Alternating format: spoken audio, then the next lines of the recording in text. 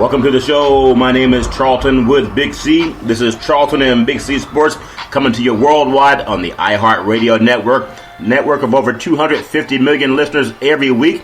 And their listening platform, iHeartRadio, is the largest platform in the United States. I also want to say thank you to all of our listeners down in South Latin America. So bienvenidos to you. Today is actually August 30th, 2016. And you good old boys over in London, want to say thanks for listening to Charlton and Big C Sports, as well as Canada. I think that's a lot better than what I've done in the past on Canada. Big C love their national anthem, so you can laugh all you want. Also, Australia, thank you very much.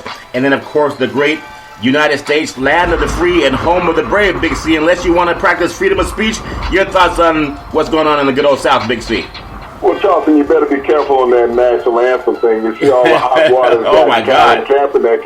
And you think about it, Charlton, it was brought to note in this last preseason game. Yeah. Colin Kaepernick had sat down for the first two preseason games, Charlton, and no one said a word. Yeah. But, they've made the national upheaval over Colin Kaepernick expressing himself socially.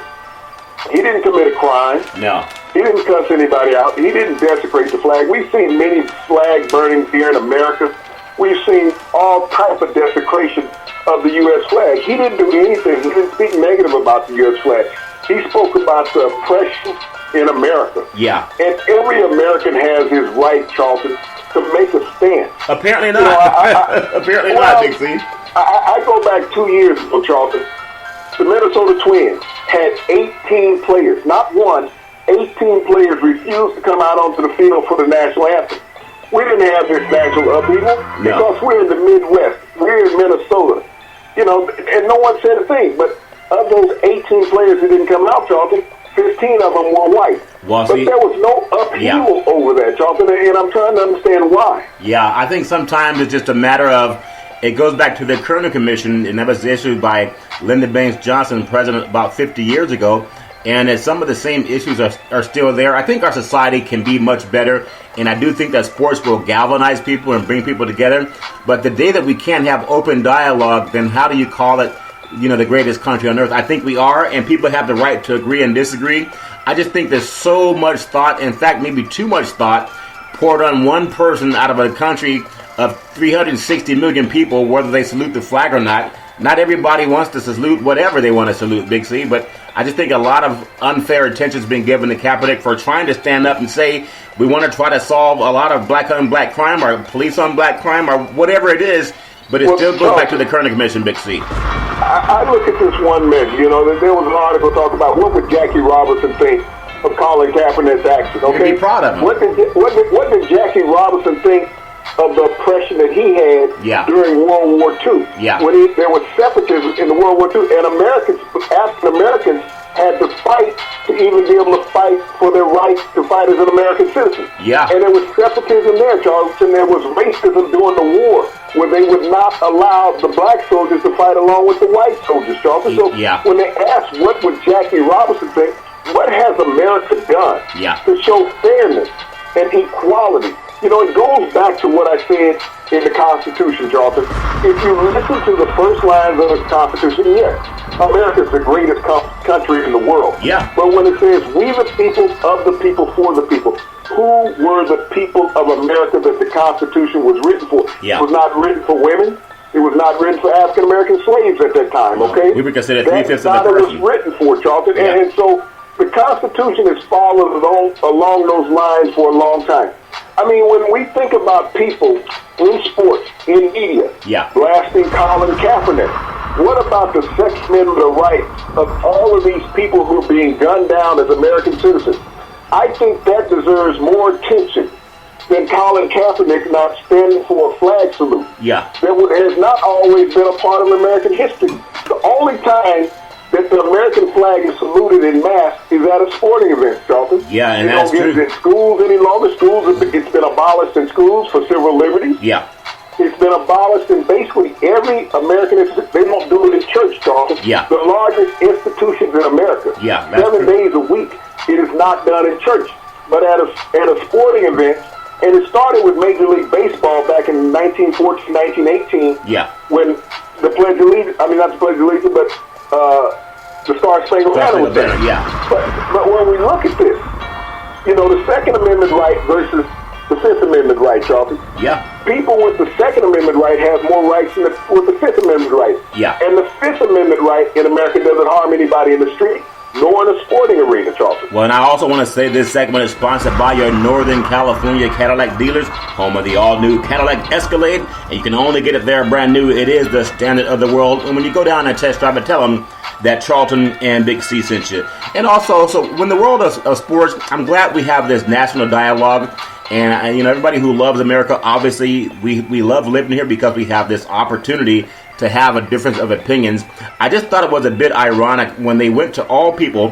One of the most polarizing figures in the United States was Donald Trump, who's already called for people to try to do something egregious to Hillary Clinton, also talking about building walls. But they asked his opinion about Colin Kaepernick not standing for, you know, for the flag. And he had some negative things to say, but I mean, he's one of the most polarizing people in the world. The same guy that said beat up people who disagree with you at his rallies and he'll pay your medical bills or your legal bills. They're asking his opinion. So I hope that our country can understand that dialogue is healthy, Big C, and a good thing will come out of it, hopefully. Ironically, when we keep talking about quarterbacks, some breaking news today for the Minnesota Vikings, Teddy Bridgewater. He suffered a torn ACL and other structural damage in practice, Big C, and he'll undergo surgery in the next few days. Now, I know that we talk about how many preseason games is too much. I think a lot of people say, let's just have 2. And in football, it's very physical. You can always get injured. But this guy got hurt in practice, Big C. Just your thoughts on Bridgewater. He was actually starting to have a breakout career, Big C. Well, you know, you think about it, Charlton. This was a non-contact drill. Yeah. You know, and he was just going through the reps.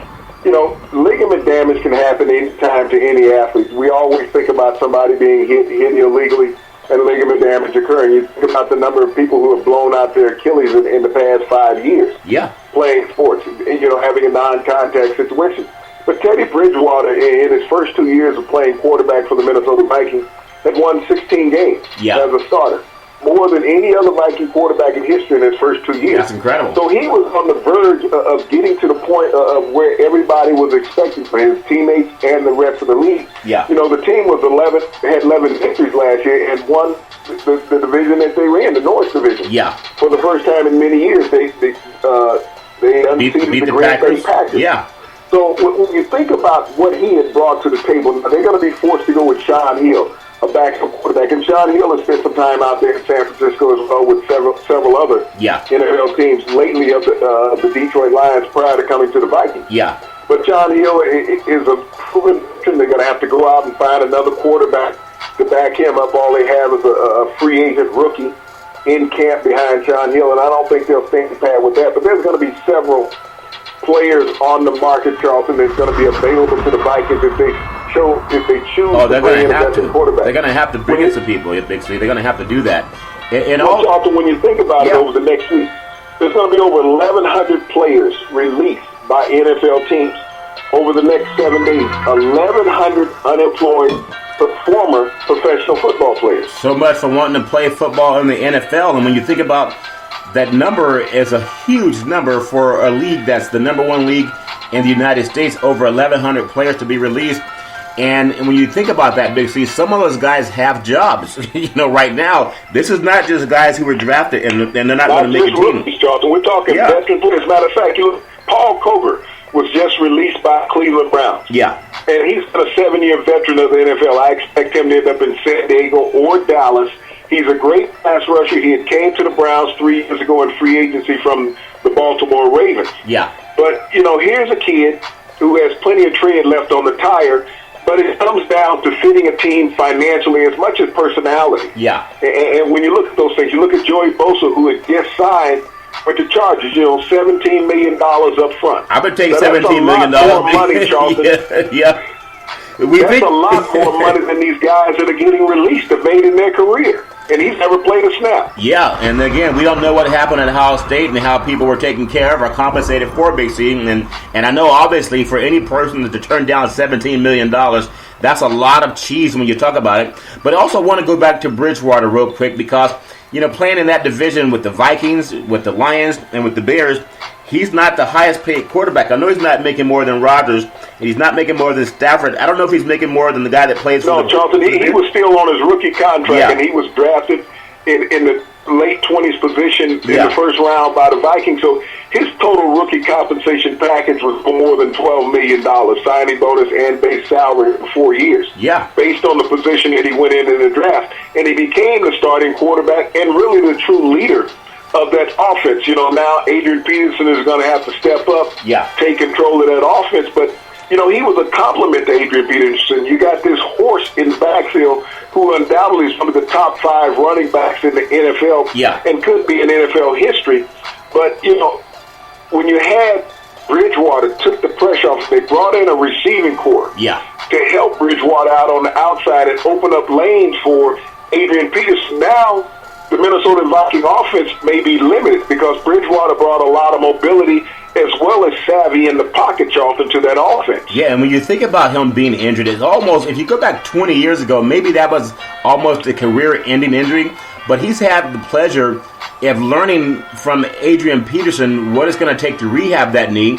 And Adrian Peterson obviously has to run on a restructured knee, but he's going to have the chance to get the same type of treatment that Adrian Peterson had, Big C. So just because these guys tear an ACL, it doesn't mean that their careers are over now. So that's a testament to how great medicine is, Big C. But let me ask you this question, though. When you talk about him, you talk about Kaepernick, you talk about Russell Wilson, and there are so many other young African-American quarterbacks, even RG3. He had a knee injury, came back from his knee injury. So I think with Bridgewater, if you think about it, all the quarterbacks that run the ball a lot have been injured with the exception of Russell Wilson. Kaepernick has, well, Cam Newton hasn't, so I beg your pardon on that. But most of them have been injured because they're running the ball so much. But maybe this is, if it's hard to say it's a good thing, but maybe it's a thing where he'll stay in the pocket more, Big C, and have less likely of being injured. Does that make any sense? Well, Charlton, you also got to look at it from this dynamic.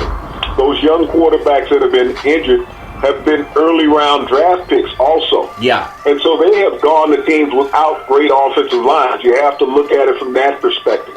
They've gone to teams that were in the rebuilding process.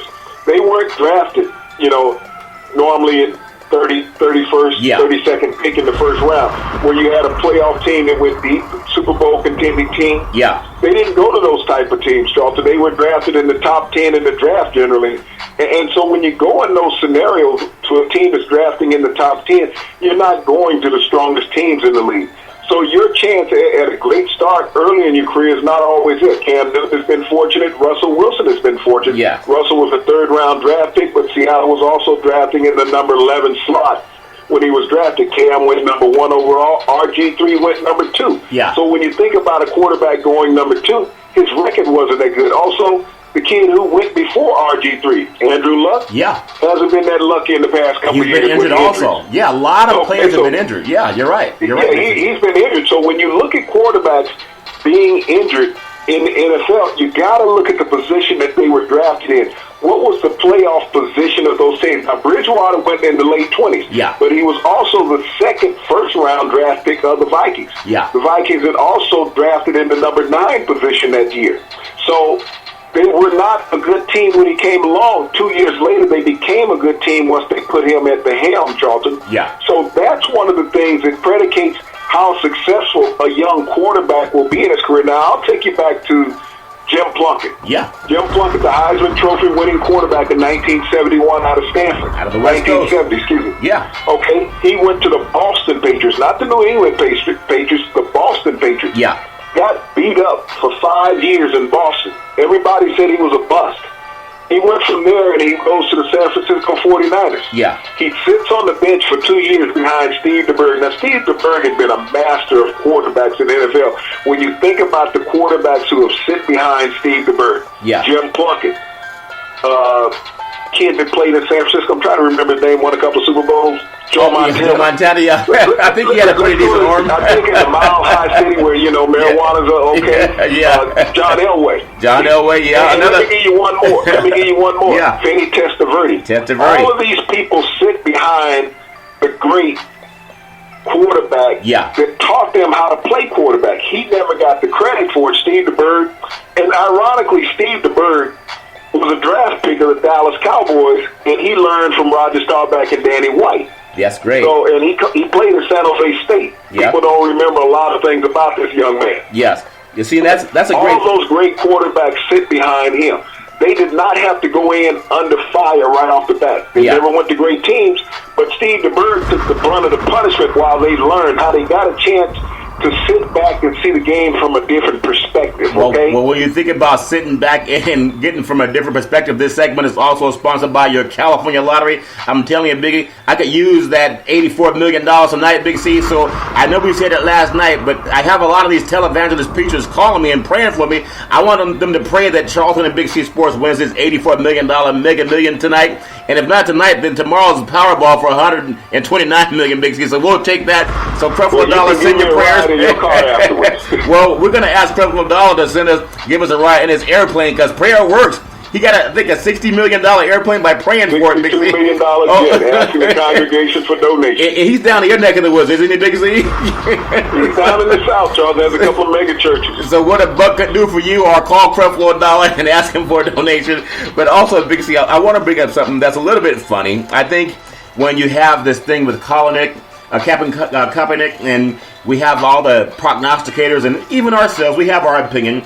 To me personally, I would stand for the national anthem because I always have, and I think you make things better by being inside of the circle, but I understand you're right not to. Of all people, and I know this guy has great baseball respect, but they asked Tony La Russa what he thought about Colin Kaepernick not standing for the national anthem. Now, Tony La Russa, he put on this show about, hey, if it's me, if you don't like the country, leave the country. Okay, he was very hard on him. But didn't Tony La Russa, didn't he manage Mark McGwire and Jose Canseco, Big C, the biggest conspirators in the baseball for using steroids? And did he ever have that type of stance on his own players? Breaking the law. They actually broke the law, Big C. He didn't say anything about those two. Under his watch. Users in the history of baseball, Charles.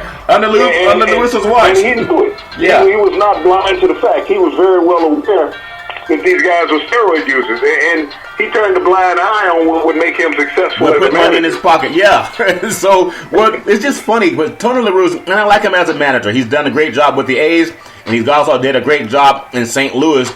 But here's a guy that had two of the biggest conspirators of steroid allegations in use in Major League Baseball, and it happened for years. They were called the Bash Brothers when they played in Oakland, those two big four-armed guys. And under his watch, they did this, and most of them lied, and he knew nothing about it, Big C, because Tony La Russa never knew what was going on with his own players.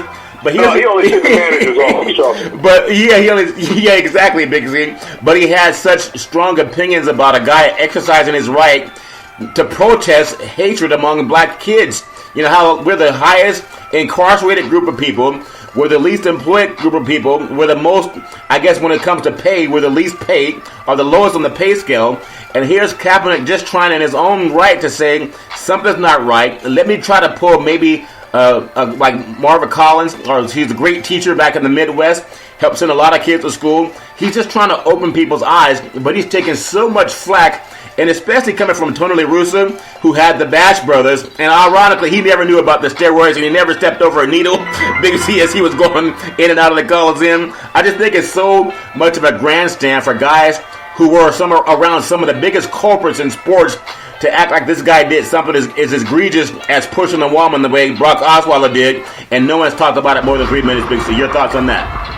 Well, Charlton, when you talk about the Ali consciousness, that's what Colin Kaepernick had. Yeah. And, everybody is pointing to this one preseason game. Colin Kaepernick set for the first two preseason games also, so he's done it 3 games in succession. Yeah. And the NFL has stated it's a player's individual right. Yeah. The NFL, the Shield itself, has never said that a player has to stand for the national anthem. Yeah. That it's his own individual right.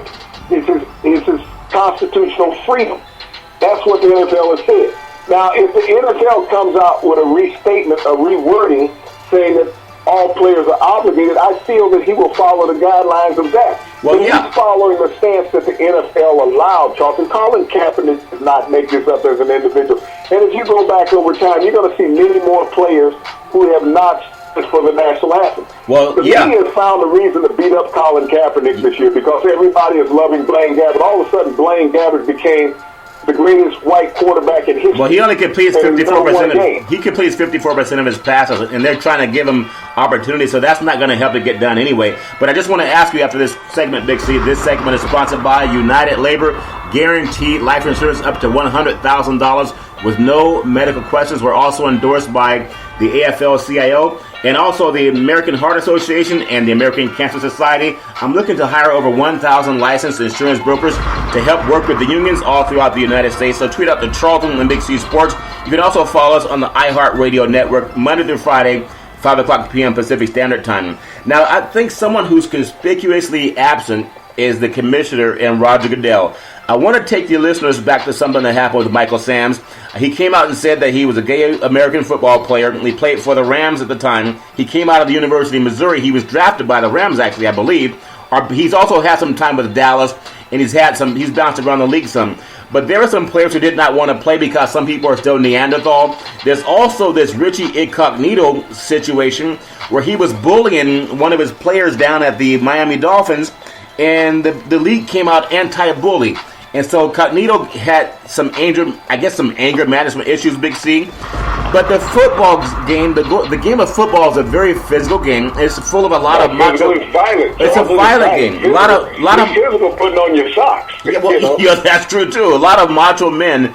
But I was wondering why Goodell, with his $40 million salary, why he hasn't said anything whether it's pro Kaepernick's freedom of speech, or he doesn't want players to have freedom of speech anymore. Goodell did make a statement. He said it's the player's right to stand up for the national anthem or not stand up. The commissioner and the league officers made that statement because it's in their bylaws. Yeah. It has never been mandatory that a player stands up in the NFL for the national anthem. And like I said, Kaepernick is not the first player to stand up, just like when you talked about Michael Samms. Yeah. He was not the first player to come out and say that he was gay. The first player who played in the NFL that was openly gay was a guy named Dave Kopay. Yeah. Who played with the Washington Redskins. He was a tight end. Played 7 years. Yeah. And, came out and said he was gay. Right. But he played 7 years in the locker room. Someone's sexual orientation does not dictate whether they're an athlete or not, exactly. whether it's male or female. It's about the performance within the arena.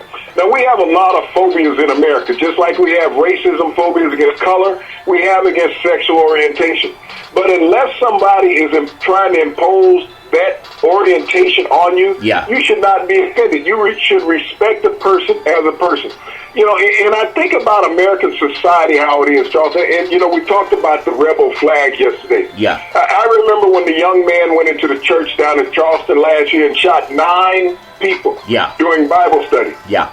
The police stopped taking him to jail. They stopped at Burger King so he could get something to eat. Yeah. They didn't treat him like a criminal. They treated him like a hero. Yeah. The police department took this sorry, and I don't want to use profanity right now. I understand. Okay?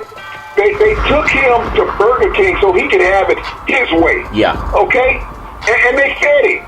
They didn't take him in like a criminal. Right. They paraded him around like a hero. So when you talk about freedom of speech, being fair in America, what's fair? That you can go out and kill 9 black church members and the police department takes you to Burger King so you can have a good meal before you go to jail? Well, see, or if you don't stand for the national anthem and it creates a national upheaval, Charlton, they didn't make that public. Yeah. Well, you also mentioned there were some players for the Minnesota Twins, I think 18 of them at a time, that did not stand for the national anthem. Also, no flack over that. But I just want to ask you this question again, because Roger Goodell he has the hottest league in the world right now. And I know people say soccer worldwide may have more appeal than NFL football, but maybe it does, maybe it doesn't. But in the United States, we know the NFL is king. And Big C, I think the league loves this controversy. I think they love when people talk about more than the score. I think they love the fact that whenever Colin Kaepernick plays again, whether he stays with the 49ers or not, I think they love the fact that ratings are going to be off the charts.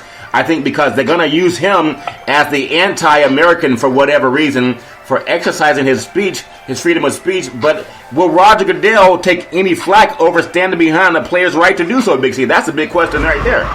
When you think about Charlton, the next 49ers preseason game is in San Diego. Yeah. One of the largest naval bases in the U.S. And they're talking about the naval base protesting against Colin Kaepernick. Unless they let all these soldiers into the game free, I don't think you can afford that much. Right. Into an NFL game, unless people are pushing them into the arena.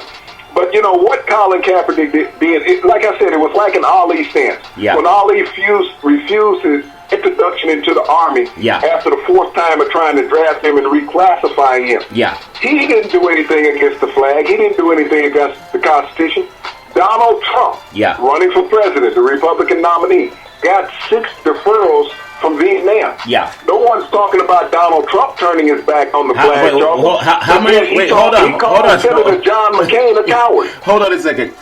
Donald Trump had how many?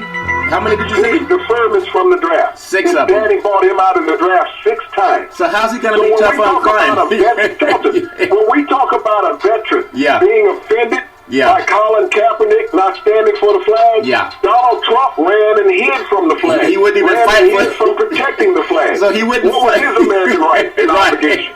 So Donald Trump, he would not fight for the flag, but now he tries to be like a tough guy and says that if you don't like the country, leave. Well, he didn't fight for the country that he said he loved so much. I just think that's hypocrisy right there, Big C. He went and hid, Charlton. He went and hid. He let other families lose their children to war, but his dad bought him out of war. So when you want to talk about patriotism, Donald Trump is a straight-up liar. Are you saying no patriotism? So when he wants to call veterans who spent time in like John McCain, a coward. Yeah, he said McCain was a coward because he got captured. I think that was really a low blow and a disservice to our country. So if you're gonna say you love this country, how do you insult one of the most patriotic Americans in Senator John McCain? So but again, that's Donald Trump, Big C. It doesn't seem to matter what he says or does. And also, this final segment is sponsored by One Life America Life Insurance. With the leaders in the country when it comes to final expense. I'm also looking to hire over 1,000 life insurance brokers to help offer protection for American families. Also by CYNN Entertainment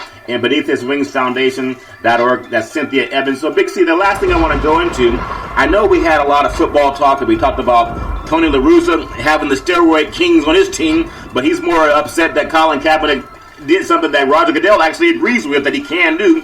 But I want to ask you about Serena Williams before we get into a little bit of college football. Serena Williams, we know she didn't have the best Olympic show. Maybe she didn't want to get bitten by the bug down there, Big C. But she's actually coming back strong again, Big C. Your thoughts on Serena Williams?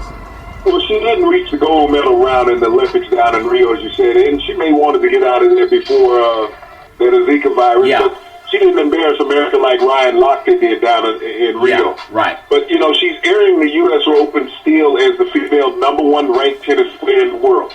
Serena Williams is in her stomping grounds at Flushing Meadows. And in the second round at Flushing Meadows, expect the best from Serena Williams. Yeah. She plays well in New York. She's embraced by that crowd. And, look at her being in the finals, Charlton, next week at the U.S. Open. Serena Williams, she had, like you said, she had that hiccup in Rio. Yeah. But all great athletes have it. Yeah, that's true. Djokovic had it. Yeah. Rafael Nadal won the gold. But you have the world's best tennis players down there in Rio playing, just like in any major tournament. Yeah. When she loses, it's world news. Yeah. When she wins, it's expected. And also, Big C, as I get into the final few minutes of the program today, I also want to just thank everyone for iHeartRadio for bringing us onto your platform, and love the fact that we're able to get a lot more followers, Big C, with iHeartRadio. So really appreciate the fact that we're out there with one of the biggest platforms in the United States. But something that I know is near and dear to your heart, and college football, there's so much talk about it, and I know this is another year without players being played, so they'll just have to go through the free compensation. But there's so many good games starting out the regular season for college football. It's almost as if we're in the bowl season. We have USC and Alabama at the Kickoff Classic down in Texas. We have UCLA and Texas A&M. That game is down in College Station. Over 120,000 people expected to be on hand for that one. And LSU's playing up at Green Bay, where the Packers play. They're playing Wisconsin up north. I think that's one of the rare times that an SEC team has gone up north to play a school like Wisconsin for the Big Ten. And Florida State, I believe they're playing Ole Miss also in the first part of the season. What game are you more excited to see, Big C, and which one do you think is going to have even the chance of an upset coming up, Big C? Well, Charlton, of all the games that are on the slate, you didn't mention them. I'm very interested in the Oklahoma-Houston game, Charlton. Yeah. That's a game, Oklahoma's found a way the past 5 years when they ranked in the top 10 to lose, okay? they're coming in the top 5 in the country playing against the University of Houston, who last year, I believe, was 12-1. Yeah, they're a good team. So they're a great team. And so you think about that, and they're going to be playing in Houston's backyard. So, and Houston has a wonderful senior quarterback that can make things happen, just like Oklahoma with Mayfield, who was the Heisman Trophy candidate last year. So, this is a game that can have huge implications on the national championship run. If Houston, Oklahoma, they have a very favorable schedule where they can run the table. Yeah. And it comes, time to select, the selection committee has to look at it. Houston could be 14-0, Charlton. Yeah, they have a great chance, Big C. I do believe their conference is not as tough, but they do have a great chance. One game that I did not mention that I really want to see, even though last year was a blowout, you have Notre Dame going down to the great state of Texas. That game has all the makings of a national championship contender, at least name-wise. Two great programs, different parts of the country, Notre Dame and Texas. Charlie Strong, if he doesn't win this game, is he on the hot seat even more than last year, Big C? Well, Charlie Strong will always be on the hot seat. He will never be comfortable down in Texas. But I got to look at Notre Dame. You got 6 players that were suspended, and 5 of them are going to be playing in this game. They were arrested. You can work miracles in there. I guess that's why they have touchdown Jesus, Big C. I look if you get in trouble, call Jesus, okay? Just call on Jesus. Go ahead. I look at the young quarterback that Notre Dame has, who's on the Davey O'Brien watch list, and is just a sophomore. Yeah. So that they have a quadrille quarterback there at Notre Dame, where they have 2 of them. Yeah. And so this is a team. It's a team that obviously they can wreak havoc on a lot of people. Yeah. And so they're so deep talent-wise, I don't give Texas much of a chance unless they can win the turnover war. Yeah. But, Notre Dame is just a powerful team. They had a couple losses last year that were tough losses. Yeah. But, this is a team that can continue to be in the top 5 at the end of the season, Charlton. Well, I know Stanford's playing on Friday night against Kansas State out at the farm in Palo Alto. That should be a good game for McCaffrey to turn on the Heisman Trophy candlelight again. Also, UCLA down at Texas A&M. They have a great quarterback in Josh Rosen for UCLA. But the game I really want to see, no matter who's playing, if there was only one game that I would watch, Big C, I would watch the University of Southern California at Alabama. Not just so I can see the horse run laps around the Texas Stadium every time they score a touchdown. They take that white horse. I think Lynn Swan's going to be riding it this time, Big C. But USC boasts the best offensive line in college football and also the best secondary in college football. They have a great quarterback who a lot of people are comparing to a John Elway, and their running game is always strong. I know Alabama has a good defensive side of the ball, and they have a great coach in Saban. Just your thoughts on how you good old boys down south are looking to that game coming up, Big C, in Texas. Well, you look at Alabama, Charlton. In the last 3 years, they've had 3 different starters at quarterback, and this year will be no different. It's going to be the 4th year in a row they've had a different starter at quarterback.